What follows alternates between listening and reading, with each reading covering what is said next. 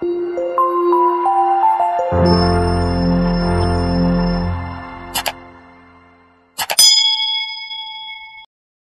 mga idol, please like, share and subscribe for more novel stories to uploads. Harvey Yorks, nagkamali kayo ng inapi. Kabanata 6, Dawn. Saglit na natigilan si Harvey. Pagkatapos ay ngumiti siya. Ang taong ito ay isang aso lamang na pinalaki ng York Enterprise. Ilang sandali lang ay nakik-out siya. Inay, hindi ako makikipaghiwalay. Kahit na magdiborsyo tayo, hindi mo ito bagay. Sana wag kang makialam sa affair natin. Tumawa si Harvey at sinabi ang pangungusap na ito bago sumakay sa kanyang pinakamamahal na electric bike at umalis. Harvey, wala ka lang. Nanginginig sa galit si Lillian. Untik na niyang itaboy si Harvey gamit ang kanyang sasakyan. Gayunpaman, napigilan lamang niya ang kanyang galit at mabilis na umalis matapos makita ang isang pulutong na nakapaligid sa kanila. Naglakad si Mandy sa front desk ng kumpanya kapag pagkatapos ng oras. She then saw two girls laughing while saying something at maraming empleyado ang nanunood. Loser ang asawa ni Miss Zimmer. Sinabi niya na bibigyan niya siya ng mga rosas mula sa Prague. How dare he say that? Hindi ba niya tinignan ang sarili niya sa salamin? Not to mention na naka-electric bike siya, pati tsinelas niya ay sira. Ang isang tulad niya ay dapat pumunta at humingi ng pagkain sa halip. Oo, hindi ko alam kung bakit si Miss Zimmer ay makakahanap ng isang taunan. Kung hindi siya talo, hindi siya magiging live-in-in-law. Kung ako iyon, matagal ko na siyang hiniwalayan, ang daming nanliligaw kay Miss Zimmer dyan. Hindi nakaimik si Mandy.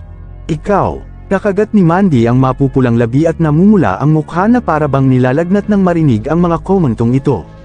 Napahiya siya. Miss Zimmer, mukhang natakot ang dalawang babae sa front desk nang mapansin nila si Mandy. Miss Zimmer, puro kalokohan ang pinag-uusapan natin. Please wag kang magalit. Shut up, sigaw ni Mandy habang bahagyang nanginginig ang katawan. Namumula ang mga mata niya at malapit na siyang umiyak. Bakit siya magkakaroon ng walang kwentang asawa? Ang mga asawa ng iba ay mga elite sa negosyo o mula sa mayayamang pamilya. Gayunpaman, ang kanyang asawa ay isang walang kwentang live-in-in-law. Hindi lang siya maprotektahan, palagi niya itong ginagawang kahihiyan sa harap ng ibang tao. Sa sandaling ito, tumunog ang telepono sa front desk.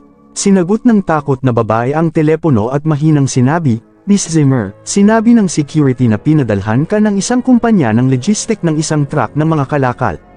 Papasukin ba natin sila, para sa akin? Saglit na natigilan si Mandy. Wala siyang binili, pero tumango pa rin siya. Maya-maya, nakita niya ang isang gwapo at mukhang elite na lalaki na nakasuot ng suit na naglalakad. Magalang niyang sinabi, ikaw ba, Miss Zimmer? Ito ang pandaigdigang express delivery service na isinagawa ng aming kumpanya. Ito ay inihatid mula sa Prague. Pakipirmahan ito. Prague. Tapos na pumirma si Mandy na may pagtataka na tingin. Habang winawagayway ng gwapong lalaki ang kanyang kamay, maingat na dinala ng ilang porter ang isang napakagandang high-end na wooden box at inilagay ito sa lobby. Ang tuktok ng kahon ay natatakpan ng mga makintab na kristal na nakasisilaw sa ilalim ng liwanag. Dilat na dilat ang mga mata ng lahat ng empleyado. Wow! Galing ba ito sa Prague? At ang kahon na ito ay napakaganda, ano ang nasa loob nito? Miss Zimmer, maaari mo bang buksan ito at tingnan natin? Ang karamihan ay mga babaeng empleyado sa mga kumpanya ng advertising. Sa sandaling ito, ang lahat ng mga empleyado ay inaabangan nito na may mabituing mga mata. Bagamat naguguluhan si Mandy, sinenyasan niya ang lalaki na buksan ang kahon na gawa sa kahoy matapos makitang tuwang-tuwa ang lahat. Gayunpaman, sa susunod na segundo, ang lahat ay natigilan at natahimik ng ilang minuto. Ito ang mga rosas mula sa Prague. Sigurado ka ba? Hindi ba nabanggit sa balita na may pagbaba sa produksyon ng rosas ng Prague ngayong taon? Ilan ito? Nakita ng gwapong lalaki na sobrang kinikilig ang mga babae. Umiti siya tapos tinuro yung bouquet of roses. Sabi niya, Miss Zimmer, please allow me to introduce you. Ito ang mga rosas mula sa Prague. Dapat alam ninyong lahat na ito ang pinakamagandang batch ng mga rosas ngayong taon. Ngunit, hindi ito ang pinakamahalagang bagay. Tingnan mo dito. Itinuro ng gwapong lalaki ang gitna ng malaking bouquet ng mga rosas, kung saan may maliit na rosas na kasing laki ng isang brose. Gayunpaman, kung titingnan mong mabuti, Makikita mong hindi ito isang rosas, sa halip, ito ay nababalot ng mga diamante at hiyas na may iba't ibang kulay. Ang puso ng Prague. Nagulat si Mandy, pakiramdam niya ay nananaginip siya. Ang puso ng Prague ay idinisenyo at inukit ng ilan sa mga pinakasikat na master ng sining sa kasaysayan ng Prague. Ito ay nag-iisa sa mundo. Ito ay napakakaiba. Bukod dito, ito ang simbolo ng Prague. Bagaman ito ay napakahalaga, hindi ito kailanman ipinagbibili. Hindi niya akalain na may magpapadala nito sa kanya ngayon. Wow! Sino ang nagpadala nito sa iyo? Miss Zimmer, ito ay dapat ibigay ng iyong admirer. Napakalaki nito, pwede ba itong ipadala ni Mr. Xander? Hindi ba't sinabi rin ng walang kwentang asawa ni Miss Zimmer na gusto niyang ibigay sa kanya ang mga rosas mula sa Prague? Paf, ginugulo mo ako. Paano niya nakaya ang mga rosas na iyon? Kahit ibenta niya ang sarili niya, hindi niya pa rin kayang bilhin ang mga iyon. Natigilan si Mandy. Sino ang magbibigay sa kanya ng mga rosas na iyon at ang puso ng Prague? Hindi man lang inisip ni Mandy si Harvey, dahil alam niya ang tungkol sa pinansyal na sitwasyon nito ang pinakamahusay. Karaniwang binibigyan niya siya ng baon.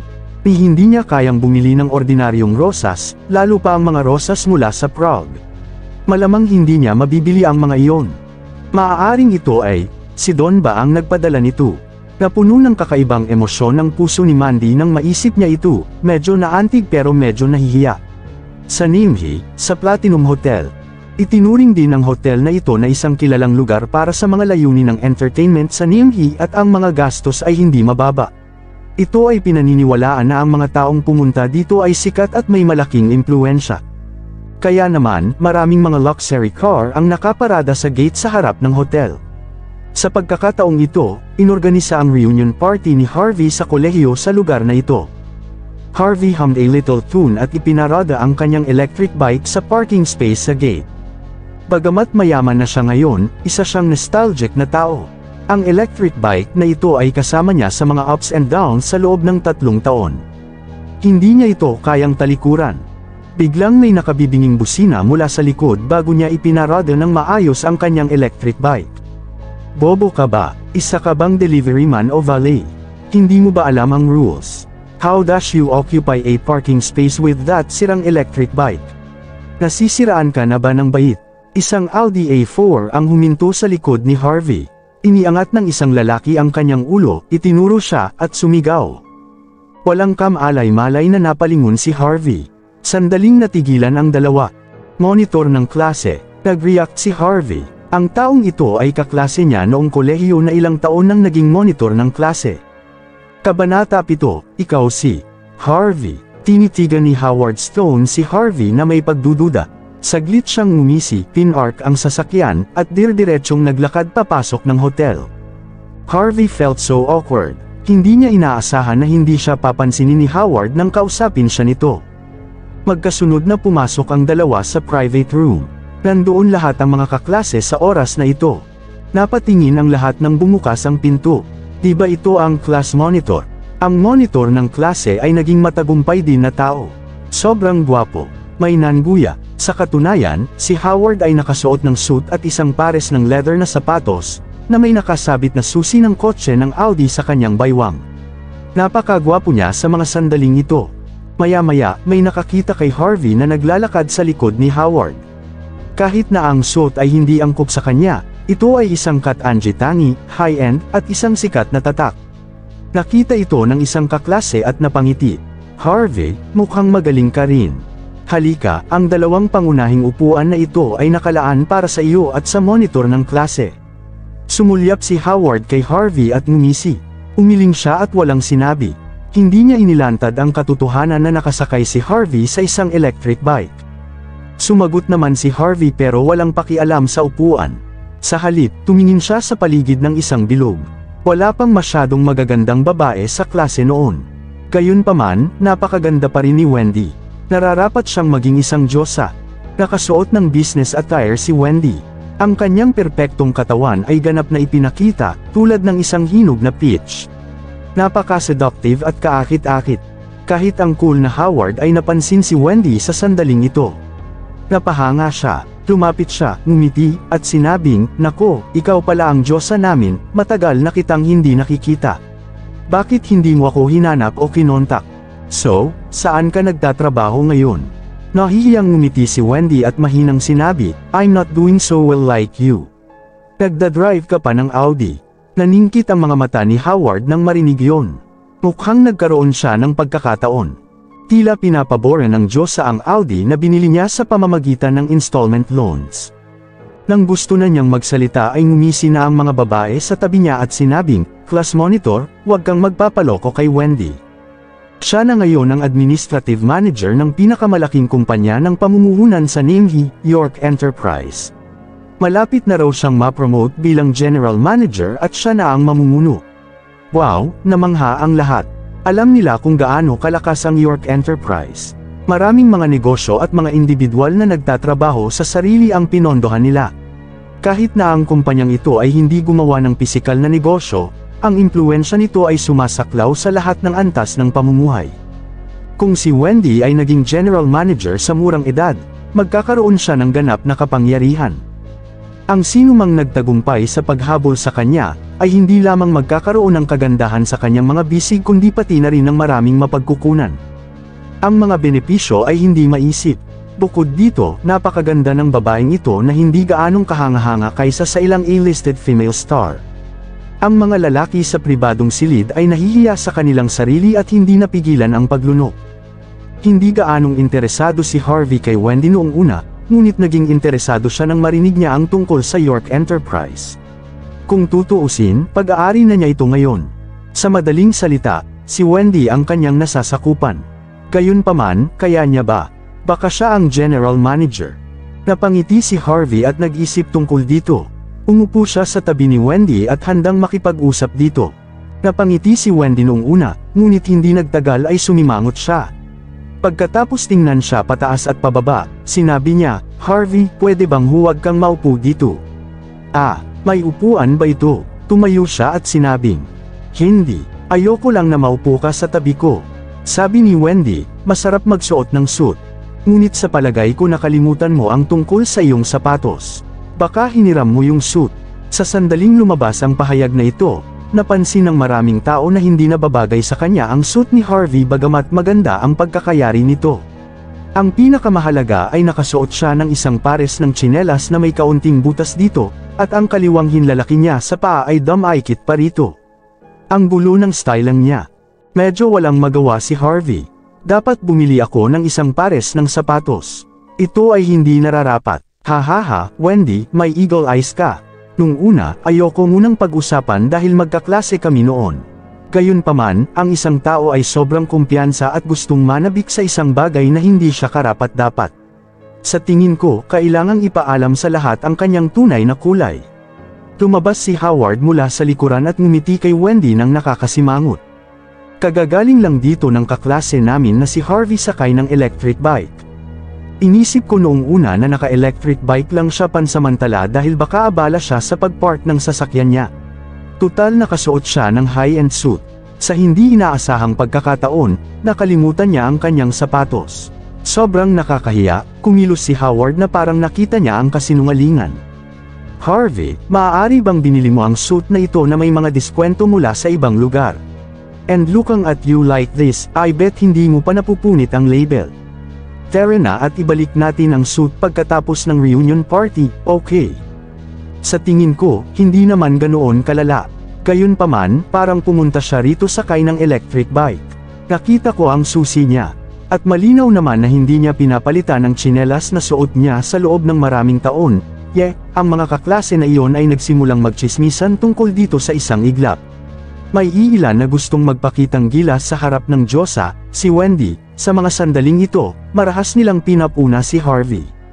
Nang gustong magpaliwanag ni Harvey, ang dati niyang deskmate, si Shirley ay tumayo at malakas na sinabi, medyo over the top kayo.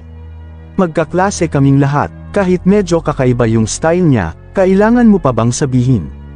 Si Shirley ay may maganda at eleganteng figure. Siya ay mukhang isang tao mula sa isang mabuti at prestihiyosong pamilya. Si Harvey ay madalas na nagpupungilit na kopyahin ang kanyang takdang aralin nung sila ay nasa kolehiyo.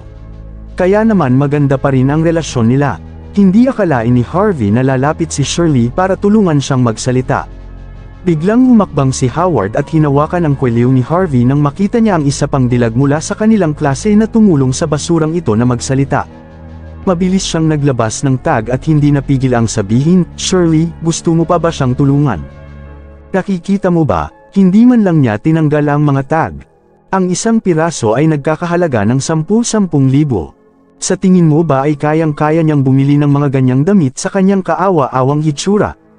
At kung tama ang pagkakaalala ko, naging live-in-in-law na ng pamilya Zimmer si Harvey 3 taon na ang nakalipas, di ba? Isang live-in son-in-law at nakasuot pa siya ng haute couture suit ni Armani, ha. Siguro ninakaw lang ang damit ng lalaking ito sa isang lalaki mula sa pamilya Zimmer. Kaya, hindi ito bagay sa kanya ng husto. Harvey, kailangan mong maging makatotohanan. Alam ng buong Niamey na ikaw ang live-in na manugang ng pamilya Zimmer. Hindi mo kailangang magpanggap sa harap namin. Magkaklase kaming lahat. Bakit ka nagpapanggap? Itinaas ni Harvey ang kanyang kamay, itinulak ang kamay ni Howard, at malamig na tinitigan siya. Nakita ni Howard ang pagtitig ni Harvey at ninisyo niya, "Gusto mo bang tamaan ako pagkatapos kong ibunyag ang tunay mong kulay? O gusto mong sabihin sa akin na sa iyo ang mga damit? Kung mapatunayan mo, luluhod ako para sa iyo." Magsasalita na sana si Harvey nang biglang tumunog ang cellphone niya. Mabilis niyang kinuha ang isang lumang modelong telepono. Nagtawanan na ang lahat bago pa man niya masagot ang telepono. Sobrang nakakatawa, hindi ba ito ang uri ng lumang modelong telepono na binubuo ng 3 taong credit sa pagtawag sa halagang $99? Si Harvey ay gumagamit ng ganitong uri ng telepono. Paano pa siya maglalakas loob na isuot si Armani para magpakitang gilas? Nawalan ba siya ng malay? O naging tanga siya matapos siyang maging live-in-in-law? Walang pakialam si Harvey sa mga reaksyon ng ibang tao sa sandaling ito. Sa halip, mabilis niyang sinagot ang telepono. Hindi nagtagal, narinig niya ang sigaw ng kanyang biyenan, si Lillian mula sa kabilang dulo. "Harvey, saan ka nagpunta? Bakit hindi ka naghugas ng Cubeta?" She asterisk he. Nakalimutan niya ang tungkol dito. Walang magawa si Harvey, hindi siya dapat pumunta sa reunion party na ito. Ikaw talaga ang live-in son-in-law. Pinagalitan ka pa sa pagdalo sa isang reunion party sa pamamagitan ng isang tawag sa telepono. Parang pinapagalitan siya ng biyenan niya at pinapabalik siya para maghugas ng inidoro. Ay, sa paghiling sa isang lalaki na gawin ito, mas gugustuhin kong basagin ang aking ulo hanggang mamatay kaysa maghugas ng palikuran. Hindi man ako kumikita, hindi ako magiging live-in-in-law. Kahit saktan mo ako hanggang mamatay, hindi ko gagawin. Ang kahirapan ay nakakasagabal sa ambisyon ng isang tao, hindi ko akalain na ikaw ay isang napakaliit na tao. Lahat ng naroon ay pinag-uusapan, maging si Shirley ay bahagyang napabuntong hininga sa sandaling ito. Nakaramdam siya ng sama ng loob na makita si Harvey sa ganoong sitwasyon. Ang kanyang kapitbahayan ay nagkataon na nagre-recruit ng mga security guard kamakailan. Tila kailangan niyang tulungan si Harvey na magtanong tungkol sa trabaho, baka wala itong magawa at hindi niya kayang bumili ng isang pares ng sapatos. "Sige, tumabas ka na lang sa lalong madaling panahon. Mga basura na parang hindi ka welcome dito." Sinulyapan siya ni Howard na may pagkainis. Lumapit siya kay Wendy at ngumiti. "My goddess, huwag mong hayaang masira ang mood mo dahil sa ilang mga walang utang na loob. Ang restaurant na ito ay binuksan ng matalik na kaibigan ng aking pinsan. Speaking of my cousin, dapat kilala mo siya. Kasalukuyan siyang nagtatrabaho sa iyong kumpanya. Ang kanyang pangalan ay Don Zander. Ang kanyang mabuting kaibigan ay dapat gawin sa kanya ng isang pabor, na kung saan ay upang bigyan siya ng mukha. Siguro maaari kong hilingin sa hotel na dalhin ang kanilang pinakamahusay na alak dito." Pinindot na niya ang service bell bago pa makasagot si Wendy. Nang dumating ang waiter, mukhang hindi siya nasisiyahan at sinabing, "Anong klaseng serbisyo ito? Bakit ang bagal mo?" Mabilis na pumunta at magdala ng 2 bote ng pinakamasarap na alak ng hotel dito, natigilan sandali ang waiter. But then the waiter said, "Sir, medyo mahal ang best wine sa hotel namin." Natatakot ako, smack. Inihagis ni Howard ang susi ng sasakyan ng Audi mula sa kanyang baywang patungo sa mesa. "Mukhang mahirap ba tayo at hindi kayang bayaran ang order? Pinsan ko si Don Zander. Alam mo ba kung sino siya? Siya ang kaibigan ng iyong amo. Bakit hindi mo bilasan at dalhin ang alak dito?" Kalmadong sinulyapan ni Howard ang mukha ni Wendy at nakita niyang nagulat ang Diyosa, ngunit nagkunwari itong walang pakialam. Napakalaking favor ang ginawa niya ngayong gabi. Sigurado siyang maganda ang impresyon sa kanya ng Diyosa. Hindi inaasahan ni Harvey na si Howard ay pinsan ni Don. Magkapareho ang personalidad nilang dalawa na naging interesante sa kanya.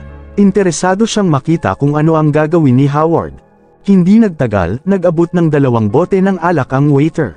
Pagkatapos ay magiliw niyang sinabi, "Sir, nandito na ang alak, ngunit." Tuldok-tuldok, panipi, "Tumahimik ka na lang at buksan mo." Tumawa si Howard at walang pakialam na kumaway. "Kung hindi ka malasing ngayong gabi, huwag kang umuwi. Halika, toast ko sa inyong lahat." Kinuha niya ang wine glass niya at tumingin kay Harvey na wala nang natira. Kumunot ang noo niya. "Harvey, although classmates tayong lahat, hindi mo ba nakikita? Hindi ka welcome dito. May balak ka bang uminom sa amin?" Kabanata 81 ay may gustong sabihin si Harvey, ngunit nang makita niya ang gawin ni Howard, umiling siya at hindi umimik. Sa halip, pumunta siya sa gilid ni Shirley at sinabing, "Sabay na tayo. Natatakot akong magkagulo mamaya." Ito, medyo nag-alinlangan si Shirley. Nagkaroon siya ng magandang relasyon kay Harvey noong kolehiyo, ngunit malinaw naman, si Howard ang pangunahing karakter ngayong gabi. Kung aalis siya ngayon, hindi ba niya sasaktan si Howard? Sa kabilang banda, nang makita ni Howard na nandoon pa rin si Harvey at nakahook up pa sa magandang kaklase, si Shirley, dumilim ang mukha nito. Tinitigan siya nito. "Harvey, ayos lang kung hindi ka lalabas. Ngayon gusto mo pang isama ang maganda nating kaklase. Sino ka sa tingin mo? Ikaw ba ay isang matagumpay na tao? Huwag kalimutan, live-in son-in-law ka, at nahihiya kaming magkaroon ng kaklase na katulad mo." "Tama iyan. Lahat ng mga kaklase namin ay magaling. Isa kang kahihiyan. Bilisan mo at lumabas ka." Si Shirley, siya ay isang live-in na manugang. Hindi ka dapat niloloko sa kanya. Si Howard ang pangunahing karakter ngayong gabi. Ang mga kaklase na ito ay nasa lipunan ng ilang taon. Hindi sila ganoong kakayahan ngunit lahat ay napakahusay sa pambabula. Sa sandaling ito, lahat sila ay iniinsulto ng walang kabuluhan si Harvey. Kumunot ang noo ni Harvey. Kung hindi lang sa takot na baka magkagulo si Shirley mamaya ay ayaw na niyang magsalita pa. Samantala, nakita ni Howard na hindi pa rin umaalis si Harvey at naramdaman niyang nawawala na siya sa mukha. Kumuha siya ng bank card at inihagis sa dining table. Umisi siya, "Waiter, bill please." Kung ang isang tao ay hindi sumuko, pagkatapos ay hahayaan ko siyang makita na hindi niya kayang bilhin ang pagkain na ito sa buong buhay niya. Napabuntong hininga ang maraming tao matapos makita ang mga galaw ni Howard. Silver card. Tanging ang mga taong may higit sa 1,000,000 asset ang maaaring mag-apply para dito. Hindi nila akalain na may ganoong tagumpay si Howard sa murang edad. Ang hitsura ay maaaring mapanlin lang. Sa kabilang banda, si Harvey ay mahirap at isang taunan. Paano magiging napakalaki ng agwat sa pagitan ng dalawang tao? Oo nga, kahit si Wendy ay hindi maiwasang tumingin kay Howard ng ilang beses nang makita niya itong silver card. Mukhang may kakayahan ang lalaking ito. Natuwa si Howard nang makita niya ang pagsang-ayon ng mga mata ng dilag. Tinitigan niya si Harvey at nagpatuloy. "Hindi, bigla na naman akong nagbago ng isip. Waiter, mag-Dutch tayo mamayang gabi. Isa para sa kanyang bahagi at ang iba ay sa akin. Mangyaring tulungan akong paghiwalayin ang bill sa dalawa." Tumango ang waiter at bumaba. Si Shirley ay nakaramdam ng sama ng loob para kay Harvey sa sandaling ito. Hindi ba mas maganda kung ngayon lang siya umalis? Ang pagkain para sa gabing ito ay tinatayang 10,000 at ang karaniwang konsumo bawat tao ay higit sa 1,000. Kakayanin kaya ni Harvey ang bayarin? Napabuntong hininga si Shirley nang maisip ito. Tahimik niyang inilabas ang kanyang bank card. Kailangan niyang tumulong sa pag-aayos ng bayarin para kay Harvey para hindi siya mapahiya. Sa sandaling ito, mabilis na pumasok sa private room ang waiter na may hawak ng card, at isang lalaki na tila manager. Yumuko ang waiter kay Howard na may apologetic look at sinabing, "Sir, pasensya na, kulang ang balanse sa card mo." Saglit na natigilan si Howard. Galit na sabi niya, "Nagbibiro ka ba? Mayroon pa akong milyon-milyon sa aking card, paano mo sasabihin sa akin na ang balanse ay hindi sapat?" "Opo, Ginoo, ako ay humihingi ng paumanhin. Ang pagkain para ngayong gabi ay humigit kumulang $1.8 milyong." Kailangan mo pa ring magbayad ng $1.7 million pagkatapos mong ibawas ang bahagi ng ginoo na ito, Paft.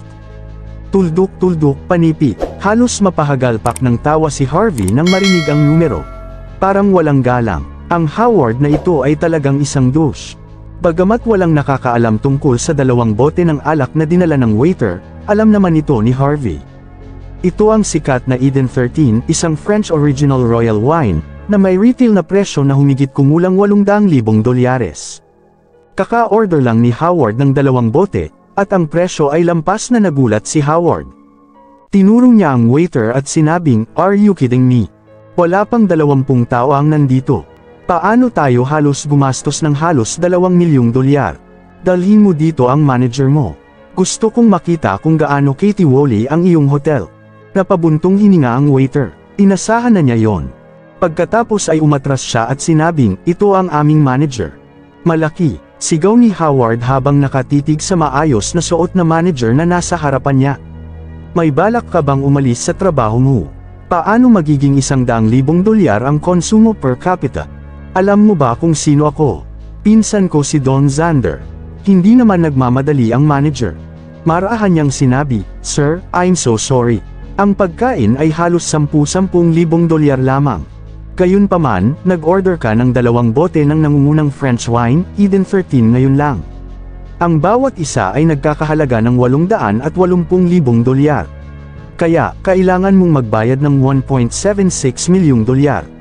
Ito ay humigit kumulang $1.8 milyong pagkatapos pagsamahin ang pagkain. Pero dahil pinsan ka ni Mr. Zander, na-round up na namin ang figure. Maniwala ka man o hindi, papatayin kita. Galit na galit si Howard. Hinawakan niya ang kamiseta ng manager. "Paano ka magkakaroon ng alak na nagkakahalaga ng mahigit $800,000?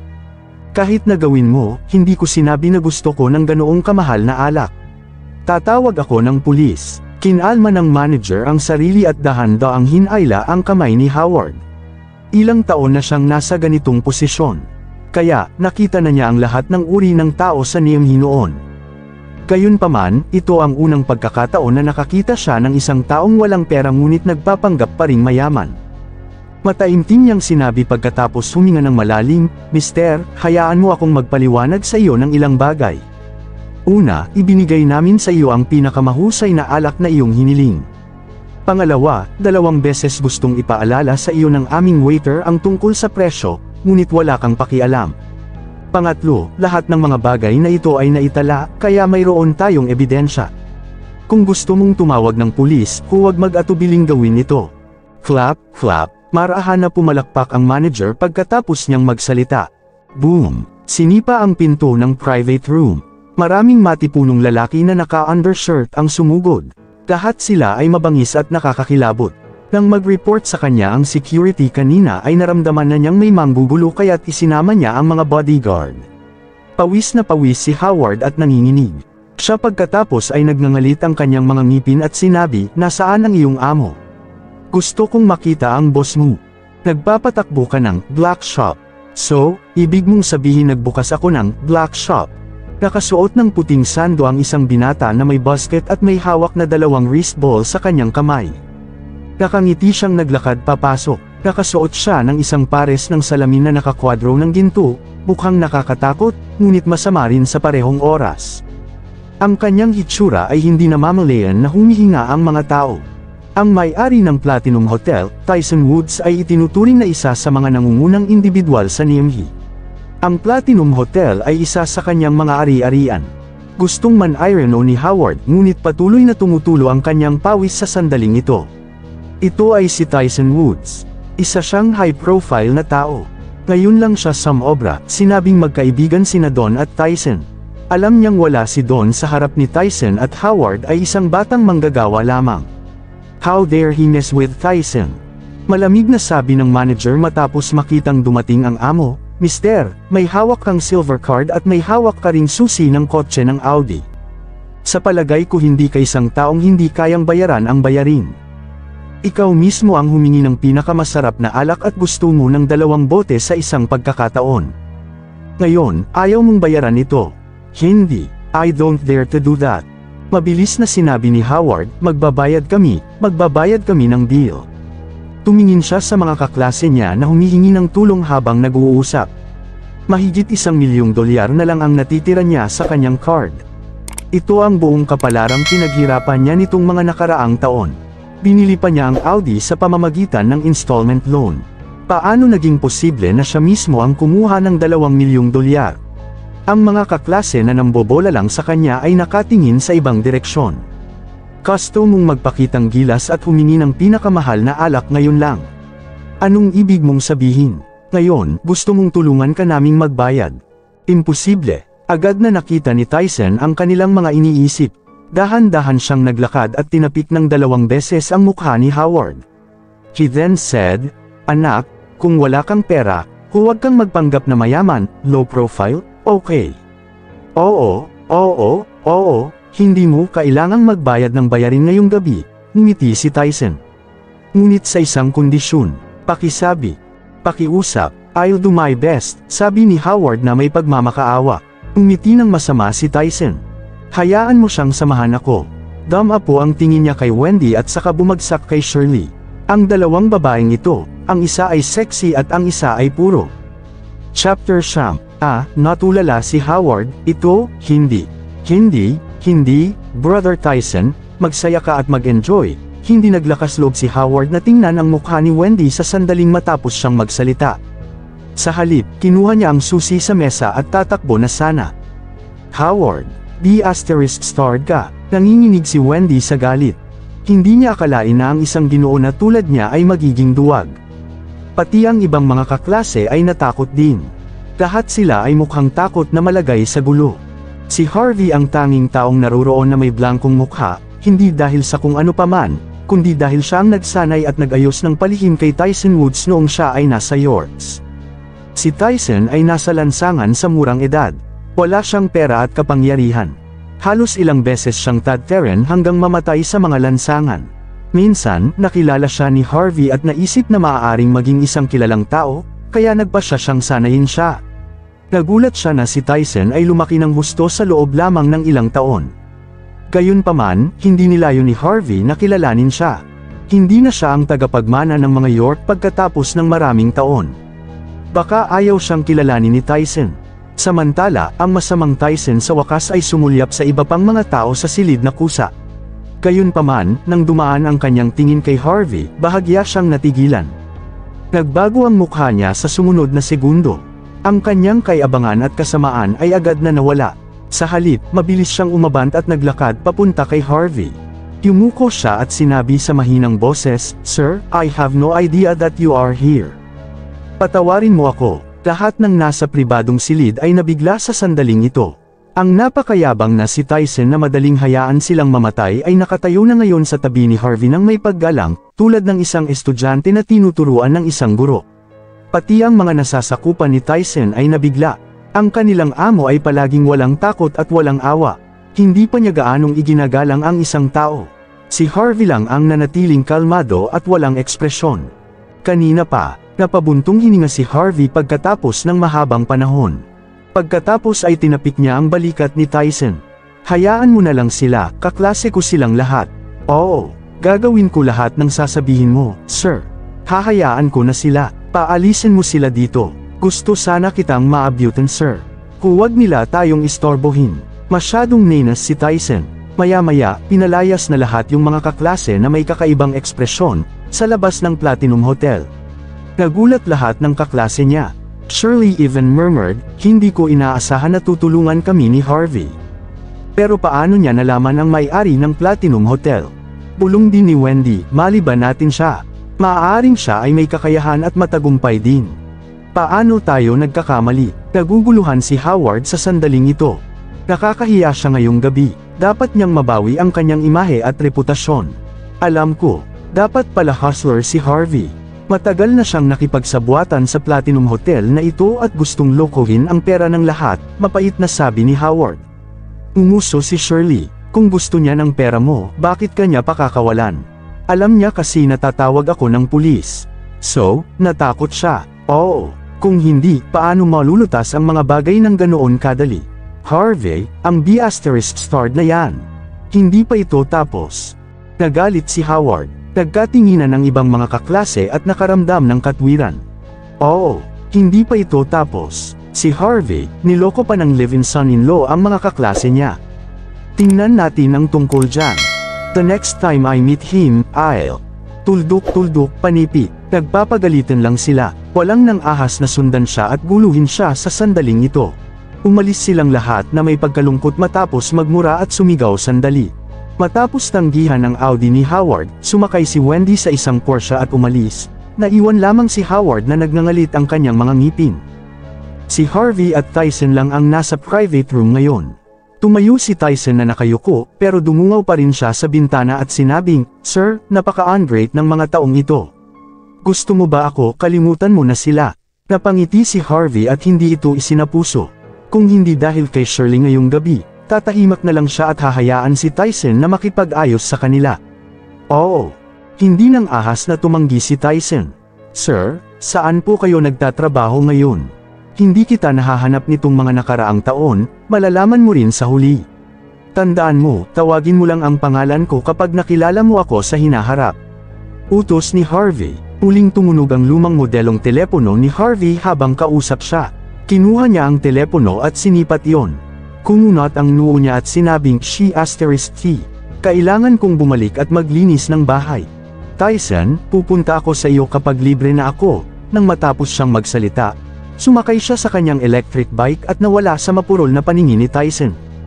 Kabanata 10 kinaumagahan, si Harvey na dumidilat pa ang mata at magulo ang buhok ay pumunta sa pinakamaunlad na business district sa Nimhi gamit ang kanyang electric bike. Matatagpuan ang York Enterprise sa pangunahing lokasyong ito. Tinawagan siya ni Jonathan kagabi at sinabing na kumpleto na niya ang mga pamamaraan ng handover para sa York Enterprise. Kung pipirmahan niya ang mga papeles ngayon, pag-aari niya ang kumpanya. Medyo nag-aalala si Harvey tungkol sa bagay na ito. Pagkatapos ng lahat, binili niya ang kumpanya ng $10 bilyong. Kaya naman maaga siyang sumugod dito nang hindi kumakain ng almusal. Harvey nang makarating siya sa kumpanya. Hindi nakakagulat na ito ang pinakamaunlad na lugar sa Nimhi. May mga mamahaling sasakyan sa lahat ng dako. Sumakay siya sa kanyang electric bike dito. Kung basta-basta lang niya ipinarada ang kanyang bisikleta, malamang na madala ito mamaya. Umikot siya sa paligid ng kumpanya at sa wakas ay nakahanap siya ng parking space sa gate. Bigla siyang nakarinig ng tili ng preno nang may parada niya ang kanyang bisikleta. Tapos may putok. Tumipad ang kanyang electric bike matapos siyang katok ng isang Porsche. Damn! Hindi nakaimik si Harvey. Napakalas ng kanyang electric bike. Pinakaw lang ang baterya ilang araw na ang nakalipas at ngayon ay natama nito ng isang Porsche. Anyway, ang Porsche ay isang luxury car. Nagkaroon lamang ng ilang mga gasgas sa Porsche. Gayunpaman, ang kanyang electric bike ay nascrap sa likuran, at imposibleng sakyan ito ngayon. Ang electric bike ay kasama ko sa loob ng 3 taon. Gustong umiyak ni Harvey. Napakapit siya sa electric bike na ito. Samantala, marami rin ang lumapit para tingnan ang nangyari. Napakamahal ng pintura ng kotse ng Porsche.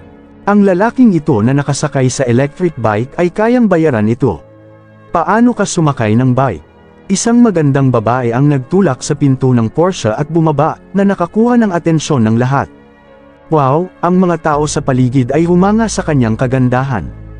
Ang babaeng ito ay nakasuot ng napakagandang propesyonal na kasuotan at naglalakad na naka-high heels. Napaka-elegante niya, parang isang babae na lumabas mula sa isang painting. Ang ganitong kagandahan ay nasa spotlight saan man siya magpunta. Wendy. Napangiti si Harvey. Anong coincidence? Hindi niya inaasahan na makikilala niya ang dati niyang kaklase sa unang araw niya sa trabaho. Bagamat nabangga niya ang kanyang electric bike at siya, makakalimutan niya yon dahil dati niyang kaklase. Walang balak si Harvey na panagutin siya at handa siyang umakyat para kumustahin. Sa sandaling ito, nakita siya ni Wendy. "Ikaw, Harvey, bakit ka nandito?" Kinabahan si Wendy. Biniro ni Harvey ang mga kaklase sa Platinum Hotel kagabi. Bakit siya nandito ngayon? Sinundan niya ba siya? Dumating ba siya para manloko ng ibang tao? Napuno ng puot si Wendy nang maisip niya ito. Binili niya ang Porsche na ito sa isang pautang at gumastos ng higit sa $700,000. Mahal na mahal niya ang kanyang sasakyan. Hindi niya akalain na ang scammer na ito ay magdadagdag pa ng ilang gasgas dito ngayon. Hindi niya alam kung magkano ang magagastos sa pagpapaayos nito. Harvey, bakit ka gumagawa ng masama? Natuto ka pang manloko ng mga tao. Agresibong sabi ni Wendy. Ikaw ang nakabangga sa akin, okay. Mukhang hindi nakaimik si Harvey. Noong una gusto ko na lang hayaan na lang since magkaklase tayo. Paano mo nasabi na sinaktan kita? Anong nangyari? Sa sandaling ito, mabilis na lumakad ang isang medyo may edad na malakas na lalaki.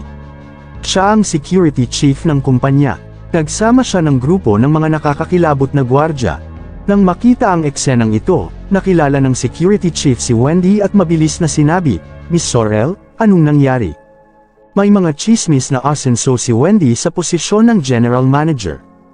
Kaya naman, ang hepe ng seguridad ay sabik na makahanap ng pagkakataon na mambola sa paligid niya, walang kahihiyang sinisipsip. Hindi mo ba nakikita? Malamig na sabi ni Wendy. Umiti ang security chief at sinabing, "Miss Sorrel, makatitiyak ka, haharapin ko siya para sa iyo."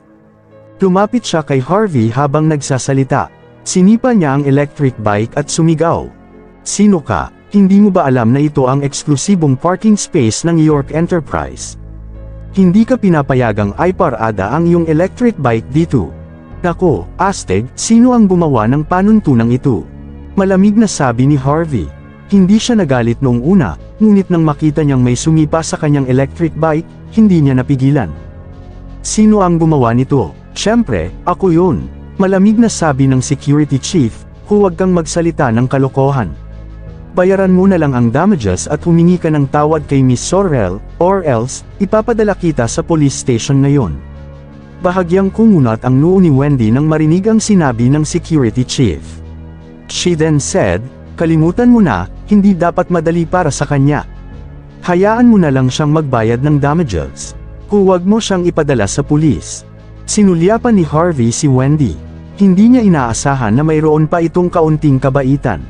Gayunpaman, itinuro pa rin niya ang electric bike sa lupa at sinabing, "Buksan mo ang iyong mga mata at makakita ng malinaw." "Nagpark muna ako dito." Tapos nabangga niya ako. "I'm already very nice for not asking her to pay for my damages." Sa halip, gusto mong bayaran ko ang mga pinsala niya. Nasisiraan ka na ba ng bait? Ikaw, tinuro ng security chief si Harvey. Ang tanga ba ng lalaking ito? Napagpasyahan na ni Miss Sorrel na huwag tumawag ng pulis, ngunit bakit mo pa rin ipinipilit na siya ang magbabayad para sa iyong mga pinsala? Sino ang magdadrive ng Porsche at mabangga ang iyong electric bike? He gritted his teeth and continued, "Tingnan mong mabuti, ito ang mga pribadong parking space ng kumpanya namin. Bawal mag-park ang mga tagalabas dito." "Oh, anong coincidence? Nagtatrabaho din ako sa kumpanyang ito." Nagkibit balikat si Harvey. "Kung gayon, paano ka nang ahas na masaktan si Miss Sorrel? Madali ka niyang mawala ng trabaho sa isang pangungusap lang." Nakaawang tiningnan ng security chief si Harvey. Napakahirap ng batang ito. Ang kanyang mga damit ay binili sa mga stall sa tabing kalsada. Nakasakay siya sa electric bike papunta sa trabaho. Mas malinis siya, di ba? Kung nasaktan niya si Miss Sorrel, natatakot ako na hindi na niya kailangan pang maghugas ng Cub 8, di ba? Sino ito? Bakit hindi ko siya nakita kanina? Hindi ba siya natatakot na masaktan si Miss Sorrel? Oo, pare-pareho tayong lahat. Bakit dadaan ang lahat ng problemang iyon? Baka gusto lang niyang maakit ang atensyon ni Miss Sorrel. May katuturan. Palaka pala siyang sumusubok na lumunok ng swan. Hindi ba siya tumitingin sa sarili niya sa salamin? Nakasuot siya ng murang damit. Ano ang iniisip niya? Nanatiling tahimik si Harvey. Ang ilang mga empleyado na nasa gilid na nakatingin ay pawang nagchichismisan tungkol kay Harvey sa sandaling ito. Kumunat ang noo ni Wendy at sinabing, "Sa kumpanya ka ba nagtatrabaho? Sino ang nag-recruit sa'yo?" "Bakit hindi ko alam, pero sa ugali mo, kahit sinong nag-recruit sa'yo, sinasabi ko sa'yo na tanggal ka. Hindi ko kailangan mong bayaran ang mga pinsala ko. Magwala ka lang gamit ang iyong electric bike."